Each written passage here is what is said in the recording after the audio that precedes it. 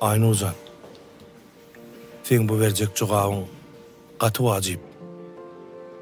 Ana ayt, sen ejen bilen yaşayacak mı ya, kakan bilen?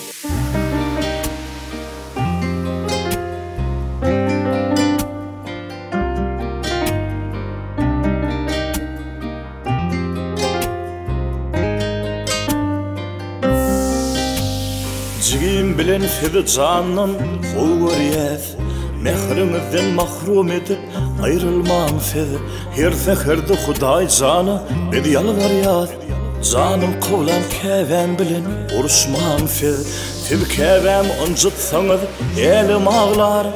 Tuğduğundan juda düşün gülüm ağlar Bizi ödüge çalışsanız ilim ağlar Canıma tam inim bilin uruşman fir Canıma tam, cana tam inim bilin uruşman fir Mehrimizden mahrum edip ayrılmam fir Canıma tam inim bilin uruşman fir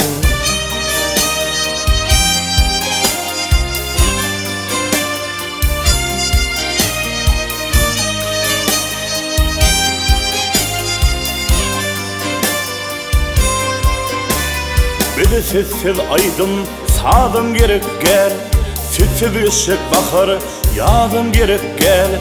Dinesiz var bu neresi yürekte Canıma taminim bilin vuruşman siz Ne mi dirin var mı diyte Giderim bir ayrılıktı nire Giderin buyurun canım size gıda ederin Canıma taminim bilin vuruşman siz Canıma tam, cana tam inim bilin vuruşman siz Mehrimizden mahrum edip ayrılmam siz Canıma tam inim bilin vuruşman siz Ecem kalkımın Ya eksirden alma beni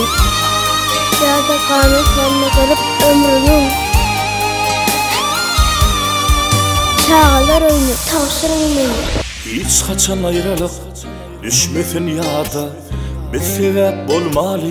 o hıcran oda Yaşayıştan ehli zattan ziyada Canıma tam inim bilin vuruşman fir Canıma tam, cana tam inim bilin vuruşman fir Mehrimizden mahrum edip ayrılmam fir Canıma tam inim bilin vuruşman fir